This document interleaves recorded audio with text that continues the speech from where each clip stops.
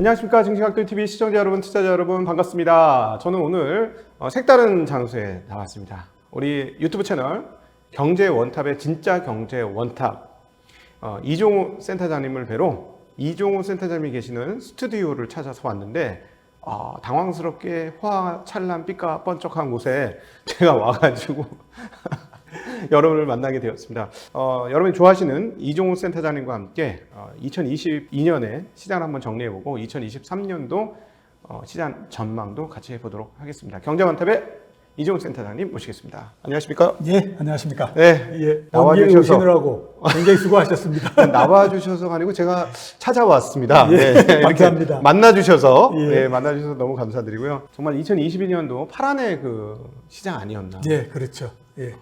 제일 힘든 건 IMF가 제일 힘들었을 거고 아마도 뭐 2008년도 엄청나게 힘들었을 거고 예. 그런데 그럼에도 불구하고 이번 2022년도의 아픔 이 시장은 어느 정도로 느껴지세요? 미국의 금융위기가 나고 했을 때는 네. 그다지 힘들다라는 생각은 별로 안 들었었어요. 왜냐하면 미국의 금융위기가 났던 것이 그 2008년도 한 9월달 정도에 났고 네. 주가가 바닥을 찍은 게 10월달 뭐 중순 정도였으니까 네. 실제적으로 내려간 거는 한 달 정도였고 그 전에 이제 뭐 주식시장이 안 좋아서 쭉 이렇게 내려온 부분들이 있기는 하지만 그런 정도였기 때문에 그렇게 크게 뭐 타격을 받았다거나 이런 부분들은 없었거든요. 네. 근데 올해 주식시장은 제가 정말로 제가 중간에 가졌던 생각대로 한다면 이런 생각을 많이 가졌습니다. 도대체 하루에 왜 6시간 반 동안 거래를 할까? 그냥 1시간만 하고 말지. 이 사람들이 얼마나 힘든데 왜 6시간 반 동안 이렇게 사람을 괴롭히냐. 이런 생각이 들 정도였으니까 굉장히 힘들었다라고 말해요. 아니, 현장은 저희가 있었고 분석하시는 분이 뭐 저희는 정말 최근장은 개장을 왜 했어 도대체 뭐 이런 그렇죠. 생각 정말 많이 들거든요. 그만큼 올해는 굉장히 사람을 많이 괴롭혔다라는 생각이 들거든요. 물론 이제 그 사람의 기억이라고 하는 것이 시간이 지나면 약해지기 때문에 많이 희석된 부분들도 있고 하겠지만 외환위기 때만큼 좀 힘들었다라는 생각이 들어요. 외환위기 때 같은 경우는 처음 겪으니까 잘 모르는 상황이니까 모르면 또 희망도 많이 가질 수 있잖아요. 이번 외환위기는 2008년이 아니고 98년을 그렇죠. 말씀하시는 98년도. 거죠? 네. 근데 이번 같은 경우에는 그냥 떨어지는데 거의 하염없이 계속 내려가니까 네. 참 견디기가 힘들었을 것 같다. 이런 그 정도로 어려웠던 예, 게 그렇죠. 2022년이었다. 예. 오히려 위로가 됩니다. 그렇습니까? 잘 버텼다 이런 생각이 드는데요. 진짜 잘 버텼다라는 생각이 들고요. 네. 근데 하나 아쉬운 부분들은 이렇게 짚어보면 2022년도에 주식시장이 안 좋을 거다라고 했던 것들은 상당히 좀 예상이 됐었다라는 생각이 많이 들어요. 왜냐하면 한번 따지면 우리가 거꾸로 지나가가지고 2021년도 9월, 10월 이럴 때 우리 어떤 얘기를 했을까라고 하는 것들을 쭉 짚어보면요. 그 당시에 이런 얘기 많이 했거든요. 금리를 내년도에 인상할 가능성이 상당히 높아. 왜냐하면 무슨 뭐 보면 물가도 조금씩 뭐 어쩐 것 같고 너무 금리가 낮잖아. 이런 얘기를 했었고요. 그 다음에 이제 또 그 얘기 많이 했었죠. 2022년도 하반기 정도 되면 경기가 좀 둔화되고 안 좋을걸? 너무 오랜 시간 동안 경기가 좋았잖아. 네. 이런 거였잖아요. 그러니까 다 맞았다라고 하는 거예요. 예. 금리가 올라간다라고 하는 것도 맞았고, 다만 폭이 우리가 생각했던 것보다 훨씬 더 컸다. 네. 그 다음에 이제 경기가 나빠질 거다라고 하는 것도 맞았다라고 하는 네. 거예요. 네. 그런데 왜 사람들이 이렇게 괴롭고, 그 다음에 또 주가가 이렇게 됐을까 생각해 보면, 그런 가운데 제가 이게 생각하는 거는 우리는 이런저런 요인으로 해서 안 좋아질 가능성이 있다라고 생각했으나, 그거를 인정을 하고 싶어 하지 않았다라는 생각이 굉장히 많이 드는 거죠. 예. 그러니까 그래, 금리가 올라갈 가능성이 있어. 그렇지만 금리가 그렇게 많이 올라가지는 않을 거야. 이런 정도가 올라간다라고 하면 주식시장에 그렇게 크게 영향을 주겠어? 이런 생각들을 이제 계속했죠. 네. 근데 그거에 거의 뒤통수를 맞아버렸다. 이렇게 이제 볼 수 있지 않나라는 생각이 들어요.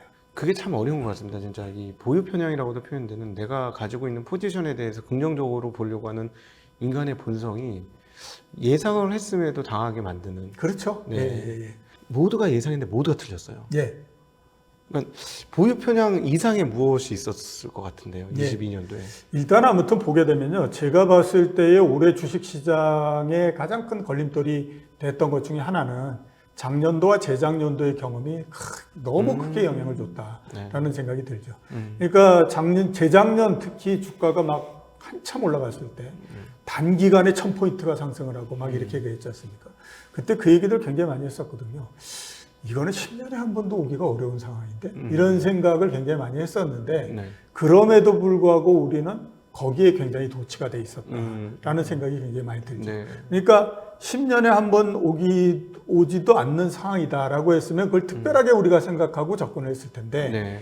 말은 그렇게 하면서 보면 전혀 행동은 딴 쪽에서 해버렸기 때문에 네.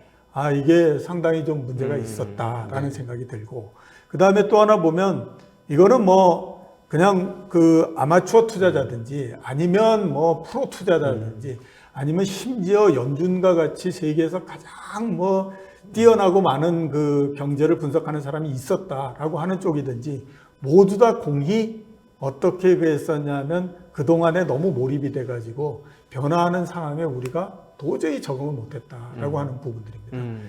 제가 이런 얘기를 요즘에 경제 관련해서 많이 하거든요. 2021년도 11월 달에 연준이 2022년도 미국 경제가 얼마 정도 성장할 거라고 생각했을 것 같냐. 전망치가 얼마였을 것 같냐. 이런 얘기 많이 물어봅니다. 네. 그러면 이제 지금에 보면 뭐 한 1.5% 많이 했으면 2% 아니었을까요? 이런 얘기 많이 하거든요. 네. 정확하게 작년도 11월 달에 연준이 올해의 미국 경제가 4.0% 성장할 거라고 생각을 했었어요. 그만큼 보게 되면 우리는 프로, 아마추어 모두 다를 가리지 않고 모두 다가 확정 편향에 네. 상당히 이제 빠져 있었다. 네네네. 그랬기 때문에 그 벽을 오래 넘기가 굉장히 어려웠고 그러다 보니까 하면서 그냥 우리는 굉장히 많이 당해버리지 않느냐라는 생각이 굉장히 많이 들죠. 센터장님 말씀을 지금 듣다 보니 우리가 어떻게 투자해야 되는지가 조금 도출이 되는 것 같습니다. 그러니까는 경험이 강할수록 강렬한 경험일수록 조심해야 한다는 생각을 하지 않으면 예, 그 다음에 정말 크게 당할 수밖에 없겠구나. 예, 그렇죠. 예. 예. 워낙 강렬했잖아요. 예, 워낙 강렬했죠. 미국 같은 경우는 10년 소위 말하는 10년 평균 PER 배수가 29년 대공황 이래로 역대 최고치로 올라갔음에도 불구하고 이번엔 그때는 진짜 이번엔 그렇죠. 다르다라는 얘기를 하는 사람들이 꽤 있었고 근데 저도 그 인정을 했거든요. 이건 문제가 있다고 했음에도 불구하고 저것도 좀 있는 것 같아요. 저희가 미국 시장은 멀티플이 무슨 30배를 가는데 한국은 14배면 조금 더 갈 수 있는 거 아니야? 근데 사실은 14배 이상부터는 한국도 멀티플이 목에 차 있어요. 그렇죠. 예. 근데 그거를 저는 개인적으로 인정하기가 좀 어려웠기 때문에 대응을 완벽하게 못한 거 아닌가 하는 생각이 들거든요. 그런 부분들이 굉장히 많죠. 네. 그래서 제가 이제 그동안에 많이 얘기했던 부분들은 우리가 다른 데하고 이렇게 멀티플이나 이런 것들을 비교해 가지고는 잘 이게 그림이 안 나온다. 네. 우리의 옛날서부터의 그 멀티플하고 서로 비교해서 그에 접근해야 된다라는 얘기를 많이 했었거든요. 네.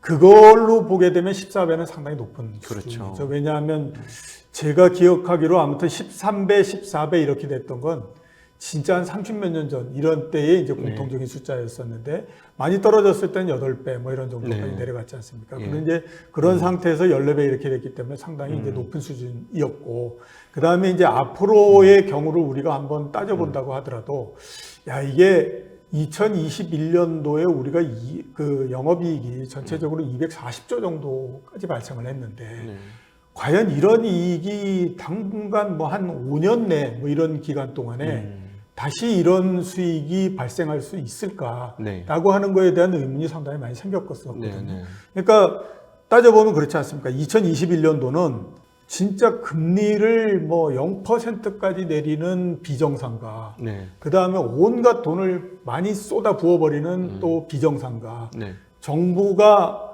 각 개인들한테 무료로 돈을 쭉 나눠주는 그 비정상이 모두 다 만나가지고 만들어지는 수치였는데 네. 그게 240조 이렇게 됐었거든요. 근데 그 비정상에 의해서 만들어진 수치가 또 다시 재현되고 그거보다도 더 높아질 수 있을 거다. 네. 라고 생각하는 것 자체는 아 이거 좀 무리가 많이 있는 것 같다라는 생각이 들었었죠. 네. 그러니까 14배 정도의 멀티플도 우리한테 상당히 좀 이게 부담이 된다라고 생각을 했었지만 네. 어떻게 보게 되면 그걸 우리가 상당히 좀 인정하고 싶어하지 않는 않았던 형태였던 거죠. 네. 근데 이제 가격이 떨어지고 나서 생각해 보면 아유 역시 그때에 이렇게 생각을 했어야 되는구나라고 하는 후회는 많이 남는 그런 상황 이렇게 볼 수가 있죠. 그래서 누구는 뭐 GDP 대비로 시가총액이 예.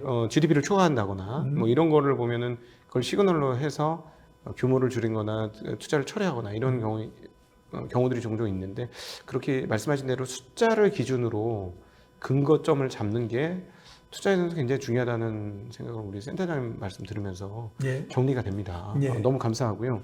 22년 동안에 이제 가장 중요한 화두라고 22년의 중요한 화두를 생각해 보면 결국 인플레이션 금리. 그렇죠. 이 두 가지가 정말 압도적으로 특별히 하반기 와서는 진짜 다 필요 없고 인플레이션 어떻게 되고 금리는 어떻게 되는데 이 두 가지로 모든 게 다 움직였던 것 같은데 과연 23년도에도 이런 현상이 지속될까요? 아니요, 제가 보기에는 그렇지는 않다라고 봅니다. 네. 그러니까 물가에 대한 사람들의 관심도 이것도 이미 보면 피크점을 지난 거거든요. 네. 물론 물가 상승률 자체가 피크점을 지난 그 영향도 있지만 또 그게 아니라고 하더라도 상당히 지금은 이제 관심도가 많이 떨어져 있는 네. 그런 상태입니다. 그런데 이게 어떤 경제 변수나 뭐 가격 변수가 주식 시장에 사람들이 관심을 갖는 부분들이 천천히 이렇게 내려올 것 같지만 굉장히 빠른 속도로서 움직이고요.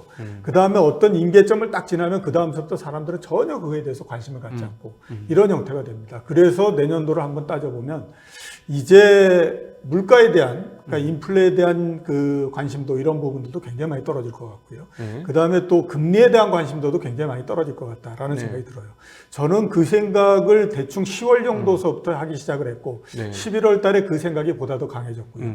그 다음에 결정적으로 이거 이제 그 인플레라고 하는 것 자체가 사람들의 관심권에서 굉장히 멀어지는구나라고 생각했던 게 이제 12월 달에 미국의 그 CPI가 나오고 했던 그날이었는데 CPI가 이제 그 미국 시장이 시작하기 전에 발표가 되잖아요. 네네. 그래서 이제 원래 이제 시장이 예상했던 것보다 훨씬 더 낮은 7.1% 이렇게 나가니까 시작하기 전에 보니까 막 이제 뭐 나스닥 선물 이런 거 해가지고 어마어마하게 올라가더라고요. 네네. 4% 상승하고. 네네.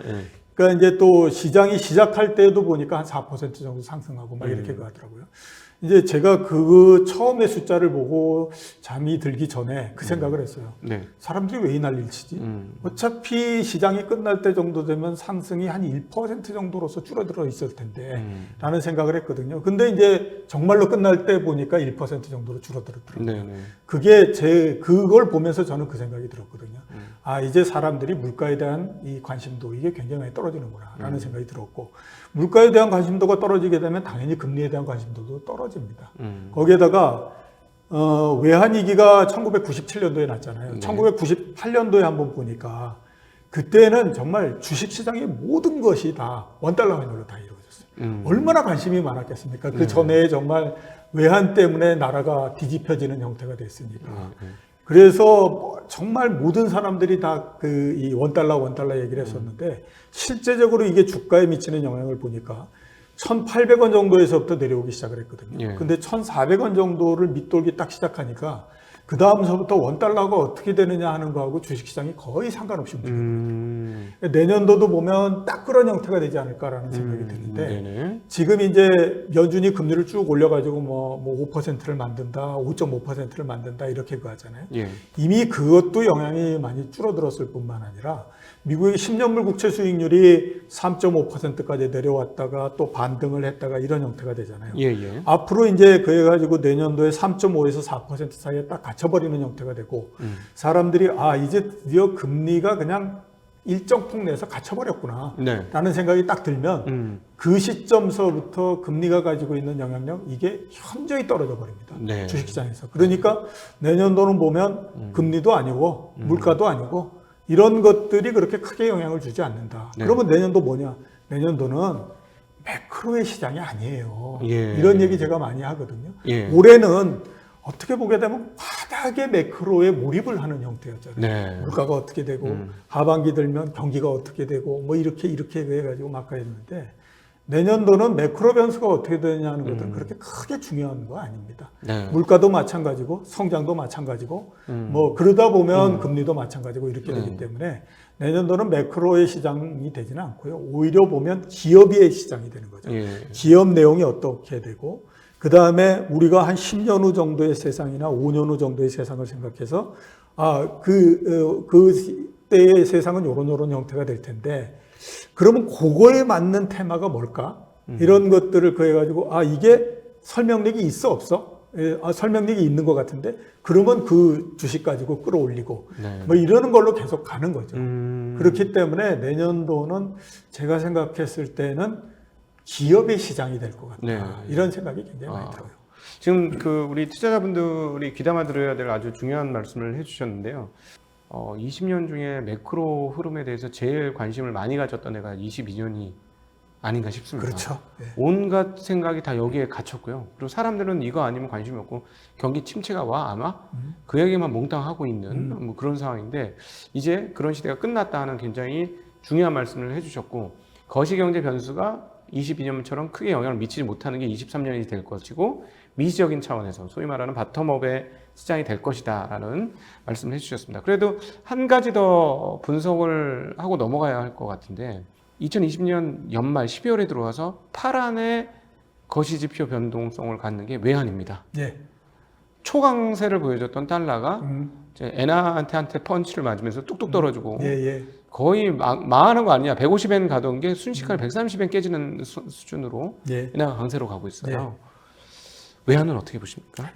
이렇게 될 가능성이 높다라고 저는 생각을 했고 그대로 왔다라는 생각이 듭니다. 왜 그러냐면 자 우리가 킹달러 막 얘기하고 했었잖아요. 네네. 그리고 달러가 굉장히 강하고 그러는 시점에서는 보이는 건 뭐냐면 달러가 강해지는 요인 그거 외에는 보이지가 않습니다. 많은 사람들이. 지금 한번 생각해 보시면 9월달, 10월달 이렇게 한참 달러가 강세일 때는 달러가 강해진다라고 하는 요인은 100가지도 넘는 거고요. 네. 그게 거꾸로 갈 수 있는 요인 한 가지도 찾기가 굉장히 어려운 형태.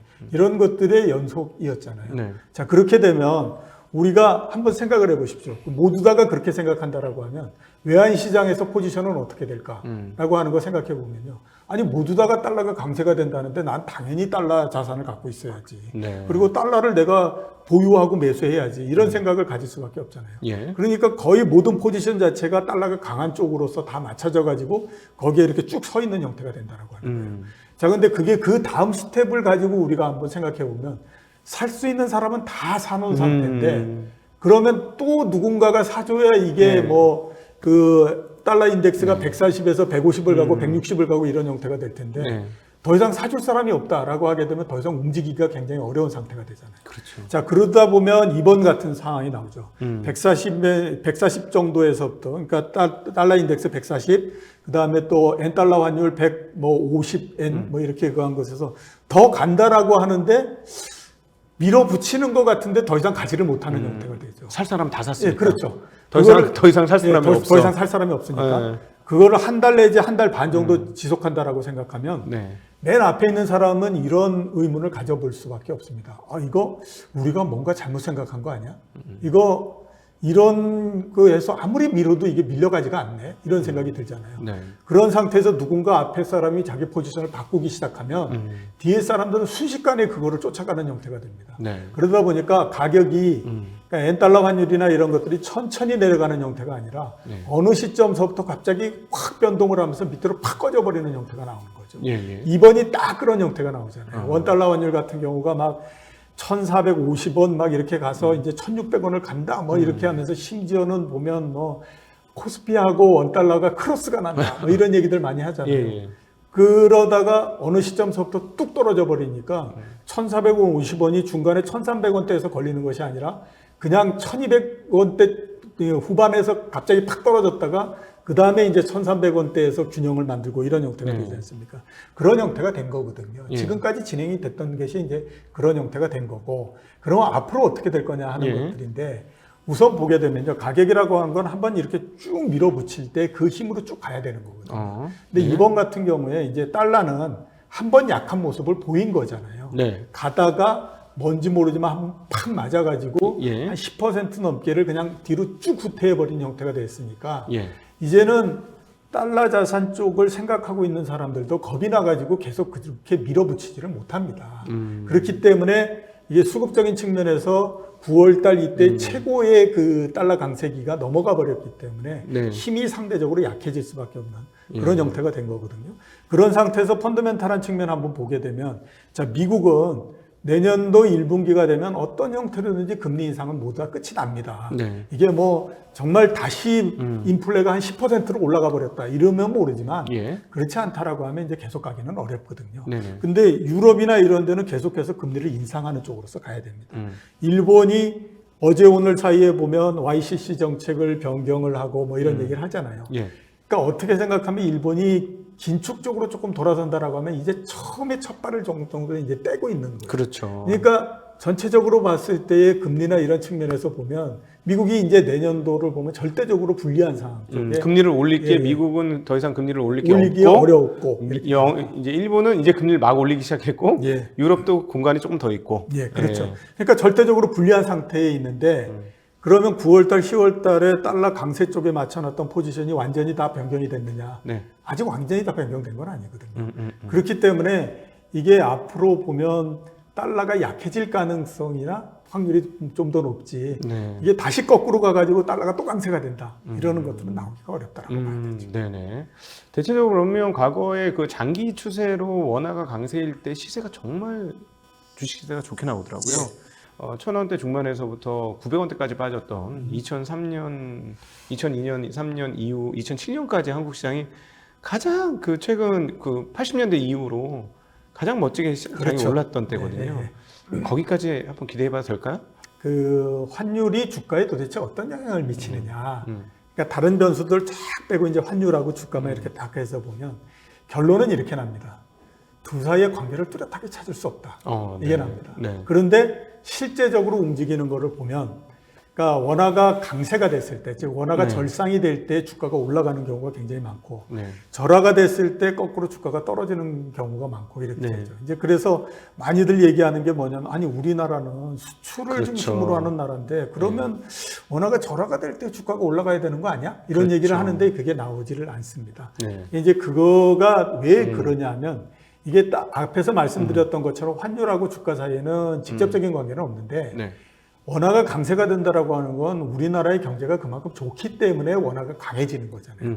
그러니까 환율과 주가의 관계가 아니라 경제가 좋기 때문에 주가를 끌어올리는 형태가 돼버리는 거죠. 네. 그거를 내년도에 한번 우리가 딱 이렇게 갖다가 이렇게 적용을 시켜보면 내년도에 원화가 더 제가 봤을 때 지금보다도 강세가 될 가능성이 높습니다. 네. 그래서 아마 1200원대 중반, 초반 이런 걸로 들어오고 네. 그 다음에 1100원대까지도 내려가고 이런 형태가 될 거라고 예. 저는 생각이 들거든요. 예. 그렇게 되면 과거에 우리가 봤을 때의 평균적인 수준으로 들어오는 겁니다. 네. 그러니까 외환위기가 나고 98년도서부터 뭐 작년도 올해까지 그랬을 때 우리나라의 원달러 환율이 1200원대 이상을 기록했던 기간은 그렇게 길지가 않아요. 네. 대부분 다 보면 1200원대 밑에 있고 1100원대 있고 심하면 1000원대 있고 막 이런 형태였거든요. 예. 그렇기 때문에 더 강세가 되기 때문에 그냥 움직였던 것만으로 봐서는 주가가 강세가 될 수 있는데 문제는 뭐냐면 앞에서 말씀드렸잖아요. 이 원화가 절상이 된 게 주가를 끌어올리는 경우는 네. 경제가 좋기 때문이다. 네네네. 내년도에 그 부분이 문제인 거죠. 아, 그러니까 예. 경제가 우리나라 경제가 상대적으로 굉장히 좋으면서 네. 원화가 강세가 된다라고 하게 되면 주가를 끌어올릴 수 있는데 네. 그게 아니라 올해의 원화가 굉장히 약했던 그 영향이 거꾸로 가면서 즉 달러가 강세였다가 달러가 약세가 되면서 상대적으로 원화가 강세가 되고 이러는 부분들은 주가에 미치는 영향이 그렇게 커지지 않습니다. 왜냐하면 우리나라 경제가 좋거나 이러는 네. 부분들이 없기 때문에 그런 네. 거거든요. 네. 네. 내년도가 그런 형태가 될 가능성이 높기 때문에 네. 내년도에 원달러 환율은 강세가 될 가능성이 높지만 그게 주식시장의 주가를 상당히 많이 끌어올리고 이러는 역할을 하는 것들은 굉장히 네. 좀 힘이 약할 거다. 아, 네. 이런 생각이 드는 거죠. 네, 지금 굉장히 중요한 말씀 해주셨는데 저는 이제 이코노미스트나 경제가 아니기 때문에 원화 강세가 굉장히 주가가 올라가는데 필수적인 요소 중에 하나다라는 말씀을 드렸었는데 지금 말씀하시기를 원화 강세와 함께 올라갈 때 또 하나의 추가 필수제가 있는데 한국 경제 좋아야 된다. 경기가 좋아야 된다. 이 말씀을 해주셨고 내년도에 뭐 금리 상황이나 이런 것들이 만만치 않으니 그게 불투명해서 그 부분은 좀 불투명하다는 말씀하셨습니다. 그러니까 예를 들자면 만약에 내년에 갑자기 반도체 경기가 폭발하면서 반도체 기업들이 다시 좋아지고 수출입이 늘어나고 경상 무역 흑자가 갑자기 터지는 상황에서 워낙 강세가 되면 주가가 슈팅이 생각보다 높은 슈팅이 나올 수 있으나 예. 뭐 그런 식으로 기업들의 실적이 좋아지는 패턴을 보여주지 않으면 그냥 워낙 강세가 강하게 나타나고 그냥 거기에 따라서 뭐 나쁘지 않은 주식시장 뭐 이런 정도 예, 예상해 그렇죠. 본다. 예. 네. 잘 정리가 되었습니다. 자, 그런데 이제 지금 시점에 길거리 가서 경제를 안다는 사람들한테 물어보면 내년도 경기가 어떻게 될 거예요? 라고 물어보면 10중에 8, 9은 내년에 침체 옵니다. 심각한 침체가 옵니다. 그런 이런 얘기를 합니다. 근데 예. 근거가 뭐 전혀 없는 건 아니죠. 우리가 지난 20년간 못 봤던 금리 상황이 내년 1년간 어떤 식으로든지 전개가 될 것 같은데 미국 연준에서는 금리를 안 내리겠다고 얘기를 하고 있고 내린다고 해도 과거 우리가 경험해봤던 것보다 상당히 높은 금리. 예. 자, 그렇다면 굉장히 저금리 환경에서 지난 10년 넘게를 생활해왔던 기업들이 이 높은 금리를 주고 생존할 수 있을 것이냐. 그럼 역시나 뭐 부도나는 기업도 생길 것이고 그래서 뭐 경기 침체가 오는 게 너무나 자연스러운 거 아니겠느냐. 게다가 뭐 장단기 금리도 역전되고 그러면 은행 대출도 줄고 뭐 그러니까 필연적인 침체 아니냐. 정말 많은 분들이 이렇게 얘기하는데 딱 하나 의문이 점은 이렇게 많은 사람이 똑같이 한 방향을 보고 그런 일이 정말 벌어졌던 적이 예. 있었는가? 그렇죠. 예. 그런 고민인데 예. 우리 센터님 어떻게 생각하십니까? 내년도 경기가 안 좋을 거다라고 하는 거는 맞다라고 봅니다. 그거는 뭐 그거를 부정하기는 굉장히 어려울 거고 네. 대신에 보면 내년도 경기가 심각한 침체가 나오고 네. 심지어 또 보면 경제 위기가 발생을 할 거다라고 네. 하는 거에 대해서는 글쎄 그럴까? 그건 한번 가봐야 알지 않겠어? 네. 난 그 의견에 그렇게 찬동은 못하는데 이런 생각을 많이 하고 있습니다. 예, 예. 자, 왜 그러냐면 앞에서 제가 말씀드렸잖아요. 작년도 11월 달에 연준이 올해의 경제 성장률을 얼마나 예측하냐, 한 줄 아냐, 4.0%라고 얘기를 했다. 거기다 뿐만 아니라 연준도 그렇게 얘기했지만 뭐 IMF, OECD 뭐 이런 데도 마찬가지였다. 네. 자, 그럼 그 숫자가 왜 나왔을까요? 제가 봤을 때는 가장 큰 이유는 뭐냐면 2021년도에 경제가 그래도 일정하게 상당 네. 부분 성장률이 높았기 때문에 네, 경제가 뜨거웠으니까요. 라는 생각이 들어요. 예. 그거는 이제 2020년도에 코로나19가 발생하면서 워낙 밑으로 쳐져 버렸기 때문에 베이스 효과가 있어서 올라오는 거죠. 예. 그런 거 하기 때문에 그 추세가 연장될 거다라고 해가지고 4.0 이렇게 얘기를 한 거거든요. 자, 그러면 결국 보게 되면 그 전해의 경제가 성장률이 높았기 때문에 그 네. 다음 해에도 괜찮을 거다라고 생각하면서 왔던 거잖아요. 그러면 이번에는 반대로 그렇죠. 예, 이번에 한번 반대로 예, 올해는 한 해 내내 안 좋았으니까, 안 좋았으니까 내년도 안 좋을 거야. 내년도도 굉장히 안 좋을 거다라고들 생각하는 건 없을까? 네. 라고 하는 거에 대해서 한번 생각을 할 필요가 있지 않나 그러네요. 라는 생각이 듭니다. 네. 제가 요즘에 나오는 경제 지표들이나 얘기하는 것들을 쭉 이렇게 보면서 이 생각을 굉장히 많이 해요. 아니 좀 얘기를 할 거면 한쪽으로 좀 맞춰서 하세요. 이런 그걸 하는데 왜 그러냐면 자 11월 달에 우리나라 경제 성장에 대해서 전망을 한 이게 주요한 기관들 7개가 있습니다. 네. 한국은행을 비롯해서 KDI, 네. 그 다음에 해외로 보면은 무슨 뭐 피치도 있었고 IMF도 있었고 뭐 쭉 네. 했거든요.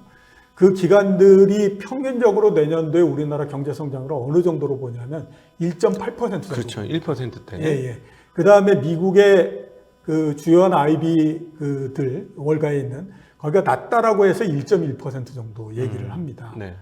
우리나라의 올해 2022년도 경제 성장률이 2.1% 정도 보고 있거든요. 네. 우리나라의 잠재 성장률이 2.0%라고 경제 분석하는 기관들이 모두 다 얘기합니다. 네. 자, 그러면 그 숫자만을 우리가 가지고 보면 잠재 성장률이 2.0%인 나라에서 1.8% 성장하는 게 그게 엄청난 침체입니까? 제가 봤을 때는 그거는 경기가 약간 나쁜 거예요. 네, 네. 근데 말은 엄청나게 침체가 된다라고 얘기해요. 네. 그러면 일단 그 말하고 숫자 사이에 맞춰서 얘기를 하든지 그게 뭐 이게 도대체 뭐냐 이런 네, 생각이 네, 네. 굉장히 많이 들거든요.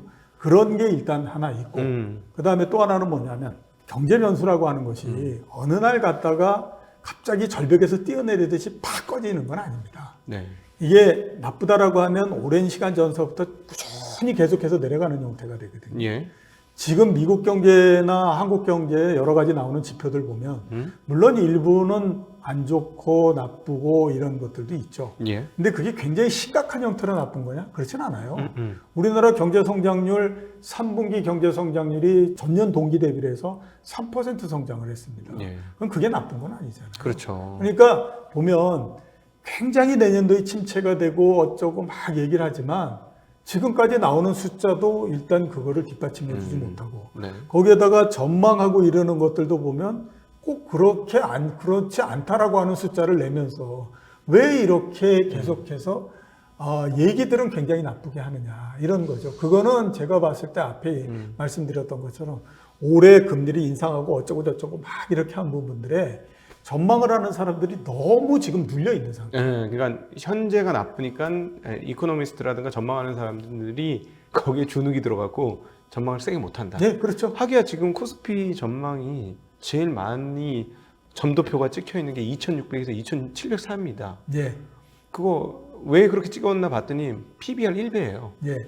다 고점을 PBR 1배로 찍어놨어요. 예, 예, 그러니까 언제 이렇게 PBR 1배를 고점으로 다들 생각했지? 예, 이런 생각이 들 정도로 말씀하신 대로 딱 이거 애널리스트들이 완전 쫄아 있구나. 예, 그렇죠. 예. 그러니까 저는 오랜 시간 동안에 걸쳐서 예. 이게 경제 전망하고 하는 거 보고 주식시장 전망하고 이렇게 가잖아요.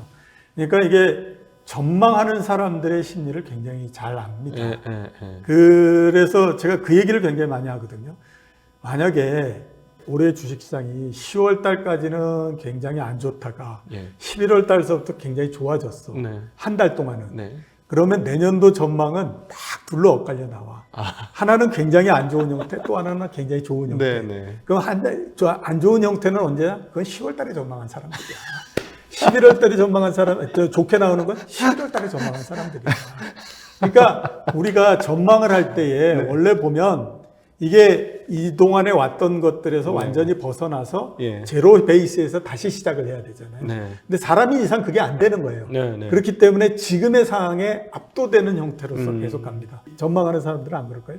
경제 전망하는 사람들은 제가 봤을 때 더하다고 생각하거든요. 예. 그렇기 때문에 지금 얘기하고 뭐 이렇다라고 하는 부분들이 그래 많은 사람들이 그 얘기를 하고 네.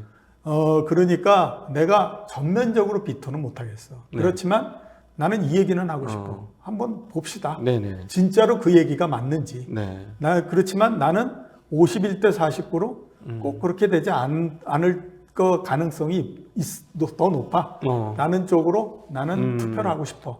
이런 생각이 듭니다. 작년에는 별로 안 좋게 봤다면 오히려 23년에는 대체적으로 조금 긍정적으로 본다는 느낌이 들 정도로 아니면 대중과 좀 떨어져서 나는 전망하고 싶다 이런 느낌을 지금 굉장히 많이 받습니다. 저는 글쎄요 그 노력을 굉장히 많이 합니다. 그러니까 이제 전망을 하고 할 때에 가능한 한 아무튼 이 전에 거를 생각하지 않고 하려고 이제 많이 하거든요.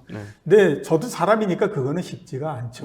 그렇지만 그 노력은 한번 해봐야 된다는 생각이 들어요. 네. 그러면은 내년도 23년도에 우리 한국 시장으로 좀 넘어와서 다들 지금 위험 요인은 엄청나게 얘기를 하면서 금리가 그다음 부동산이 뭐 등등등 얘기를 하는데 한국의 기회 요인은 무엇이고 또 위기 요인 우리가 생각하지 못한 어떤 것들이 있을까요? 네. 생각했던 거는 전부 다 들어가 있다라고 봐야 되죠. 그리고 발생할 수 있는 것들의 상당 부분들은 다 우리가 이미 생각하고 있다라는 생각이 드는데 제가 앞에서 말씀드렸잖아요. 올해 왜 주식시장을 평가하고 그다음에 판단하고 전망하는 데서 많은 오류가 생겼을까. 생각해보면 작년도에 올해의 상황 자체를 우리가 예상 못했던 건 아니에요. 다 예상을 했지만 그거를 인정하고 싶어 하지 않았거나 그 다음에 이런 부분들이었거든요. 지금도 제가 봤을 때는 마찬가지라고 생각합니다. 내년도와 관련해서 우리가 뭐 전망을 못했거나 이런 부분들에 대해서 생각을 못했거나 이런 위험에 대해서 우리가 생각하지 않았는데 발생했다 이런 것들은 없다라고 생각을 해요. 다만 이제 그런 부분들을 우리가 인정할 거냐 안 할 거냐 하는 부분들의 문제 이런 정도라고 생각을 하거든요. 우선 이제 내년도에 가장 우리 시장에서 제일 좋은 점 이런 거를 꼽으라라고 하면 저는 단연코 가격이다라고 말씀을 드리고 싶어요. 가격이 많이 떨어졌다. 가격이 많이 떨어졌기 때문에 가격이 떨어졌다라고 하는 거는 다른 어떤 것들이 발생하는 것들을 커버할 나갈 수 있는 힘을 그게 실어주는 거거든요. 네. 그러니까 그런 면에서 봤을 때 주가가 올해에 2150 정도까지 떨어지고 했었는데 그러면 뭐 거기서부터 조금 더 써서 2100 정도 네. 뭐 이렇게 하게 되면 거기서 더 밀리지 않는다라고 하는 거예요. 네. 어지간한 일이 벌어진다고 하더라도 거기서 더 밀리지 않거든요. 네. 그게 제가 봤을 때는 가장 큰 부분이다라고 생각이 돼요. 무슨 뭐 어쩌고 저쩌고 뭐 그래서 금리가 뭐 내려오고 어쩌고 이런 것보다 그게 가장 크다라고 네네. 생각이 들고요. 그 대신에 이제 또 위험 요인 그것도 우리가 이미 다 그랬죠. 내년도 보면 경기는 그렇게 좋지 않아. 네. 일단 뭐 심각한 침체까지는 안 간다고 하더라도 내년도에 경기가 좋지 않다라고 하는 거 모두 다 인정해야 되는 거 아니야? 예. 뭐 일단 아무튼 뭐 올해보다도 성장률은 더 떨어질 거고 네. 그다음에 뭐 1% 중반이 됐던 뭐 이렇게 뭐 그거보다도 더 낮다라고 하면 0%대 될 수도 있고 네. 경기가 둔화될 거다라고 하는 거는 이미 우리가 어느 정도는 예상을 해야 되는 부분이고 네. 그다음에 또 우리나라 그 기업 실적을 보면 한번 꺾이면 그래도 한 2년 정도에 걸쳐서는 별로 좋지 않고 했었는데 올해 하반기 정도서부터 기업 이익이 꺾였으니까 내년도는 전체적으로 봤을 때 기업 이익이 좋지 않은 기간이야. 네. 그러면 기업 이익도 좋지 않고 경기도 좋지 않고 금리도 여기서 크게 내려가거나 이러지 않을 거라고 본다라면 주가를 끌어올릴 만한 동력도 그렇게 크지는 않다라고 봐야 되지 않겠냐라고 하는 거죠. 그렇게 보면 주식시장에 대한 전체적인 모양도 딱 그림이 나오는 형태죠. 떨어지는 것도 제한적이고 올라가는 것도 제한적이고 그렇기 때문에 일정하게 어느 정도 옆으로 이렇게 가는 모양이 될 텐데 예. 앞에 제가 말씀드렸던 거하고 결합해서 말씀드리게 되면 주식시장은 코스피면으로 봤을 때는 참 재미가 없는 형태예요. 네. 박스권에 갇혀버리는 형태니까. 근데 개별적인 종목 밸런스가 하기 때문에 겉으로 보기에는 어마어마하게 화려한 장이 나오는 거죠. 뭐 오르는 종목은 네. 3배, 4배도 막 올라가고 이런 형태가 네. 막 나오는 네. 거거든요. 그러니까 그런 종목이 또 한두 개가 아닙니다. 개별적인 종목별로 봤을 때 그런 종목들이 쭉 나오고 이렇게 가면 주식시장이 겉으로 보기에는 어마어마하게 화려한 형태가 나오는 거거든요. 그렇기 때문에 내년도에 그 시장에서 발생할 수 있는 시장 전체의 모양 이런 것들은 그걸 가지고 쭉 유추해 보면 이런 그림이 나온다라고 말씀을 드릴 수 있습니다. 아, 그러면은 한마디로 저희들 표현으로는 선수의 장이 된다. 2023년은, 22년은 뭐 다 같이 잘하나 못하나 다 같이 곤죽되고 얼마나 덜 다쳤냐, 살아남았냐 이게 중요한 한 해였다면 23년에는 실력 좋은 사람은 크게 수익이 예, 나고 그렇죠. 대중적으로는 그냥 재미가 없는 장이고. 예, 그렇죠. 그래서 제가 이제 내년도 주식시장과 관련해서 시청하시는 분, 투자자분들한테 많이 당부드리는 게 두 가지 있습니다. 하나는 뭐냐면 박스권이 있을 거라고 생각하냐 안 하냐 네. 그것부터 먼저 정해라. 네네. 왜냐하면 자 이게 박스권에 있을 거다라고 생각하면 전략이 달라진다라고. 네. 박스권에 있을 거다라고 생각하면 상단에 갔을 때 주식을 팔아야 되잖아요. 그렇죠. 그래가지고 줄여서 밑으로 내려올 때까지 기다렸다가 다시 그거 해가지고 사서 그러면 그렇게 해서 수익을 모아야 되는데 나는 그거에 대한 생각이 없어. 네. 이것도 아니고 저것도 아니야. 근데 박스권 위에 상단에 딱 올라오면 그때는 주식시장에서 굉장히 전망이 좋아지잖아요. 그렇죠. 그러니까 야 이제 올라가는 거 봐. 이러면서 그때서 또 사기 시작한다는 거예요. 네. 그러면 이게 어떤 예. 전략을 갖고 있느냐에 따라서 하고에 따라서 완전히 거꾸로 가버리는 형태가 그렇죠. 되니까 네. 잘못하면 내년도에 손해를 굉장히 입을 수 있으니까 제일 먼저 중요한 건 뭐냐면 박스권에 있을 거냐 아닐 거냐 하는 네. 것들에 대해서 먼저 결정을 해라라고 네. 하는 거. 두 번째는 당신의 투자 성향이 어떠냐 하는 것들을 굉장히 고려를 해라는 거. 네. 나는 상당히 그래도 투자 성향이 공격적이고 그래도 나는 기업이나 이런 것들도 내 스스로 어느 정도 좀 분석하고 이럴 수 있는 능력이 있어 라고 네. 생각하는 사람은 내년도에 테마나 이슈, 성장주 올라가고 이러는 것에 참가하라는 거예요. 네. 그렇게 하면 잘하면 정말로 2021년도 이럴 때의 주식시장에 참가했던 것보다 훨씬 더 높은 수익을 얻을 수 있다. 네. 근데 나는 그런 거는 잘 못해. 예. 이런 사람들은 괜히 주가가 여기서 움직이고 이러니까 여기에 들어갔다 저기에 들어갔다 이렇게 하다 보면 나중에 보면 여기서 터지고 저기서 터지고 해가지고 네. 안 좋으니까 그런 분들은 오히려 내년도에 그래도 금리 그 해가지고 뭐 채권 뭐 이렇게 하고 그러면 1년에 그래도 뭐 회사채 이런 거 하면 네. 5%는 넘는 거 아니냐. 그렇죠. 그러니까 나는 그럴 수 있는 능력이 없으면 그쪽으로 가버리라는 거예요. 예, 예. 나는 이쪽에 능력이 있어서 진짜 공격적인 성향도 갖고 있고 나는 아무튼 네. 그래도 경험도 좀 축적이 돼 있어서 이게 이 종목도 스스로 선택해서 하고 이게 이렇게 움직이니까 테마가 다음 뭐가 될 건가 네. 이런 것들도 분석하고 그 다음에 또 지금을 해석할 수 있는 능력이 있고 그러면 네. 그쪽에 뛰어든다라고 하면 굉장히 좋은 게 된다. 아, 네. 그래서 내년도는 그런 것부터 먼저 좀 생각하고 예. 그 다음에 이게 뭐 뛰어들어서 해라. 네. 난 그게 굉장히 중요하다 이렇게 생각한다라고. 이 말씀 드리니까는 뭐 답이 좀 나옵니다. 그러니까는 거시경제는 경제원탑 이종우 센터장님과 함께 거시경제 흐름을 파악하시고 미시적으로 바텀업으로 어떻게 투자할 것이냐는 증시각도의 TV에 오셔가지고 진짜 딱 맞네요. 증시각도에 오셔가지고 가이드를 받으시면 23년도에 가장 좋은 투자 결과치를 얻을 가능성이 높지 않을까 하는 그런 생각을 해봅니다. 그리고 저희 그 증시각도의 TV 시청자분들 두 번째 이렇게 만나 뵙게 됐는데 예. 혹시 당부해 주실 말씀 있으면 앞에 예. 보시고. 제가 경제원탑을 진행하면서도 가장 바라는 게 뭘까라고 생각해 봤더니 역시 이제 일정하게 구독자도 상당히 이제 좀 계속해서 늘어나고 그 다음에 조회수도 많이 나오고 이렇게 되면요 하는 사람이 힘이 굉장히 많이 실립니다. 그리고 목소리에도 힘이 팍 들어가고 이런데 이게 뭐 구독자도 안 늘어나고 조회수도 떨어지고 그렇게 되면 이거 하는데도 힘이 빠질 뿐만 아니라 이거 정말 이게 보람이 안 느껴진다 이런 생각이 굉장히 많이 들거든요. 그게 진짜 솔직한 심정이더라고요. 그래서 다시 한번 당부 드리고 싶습니다. 그 기존에 각도기의 구독자이신 분들은 계속해서 조회 좀 많이 보셔가지고 조회수 좀 많이 그걸 해주시고 그 다음에 또 좋아요도 많이 눌러주시고요.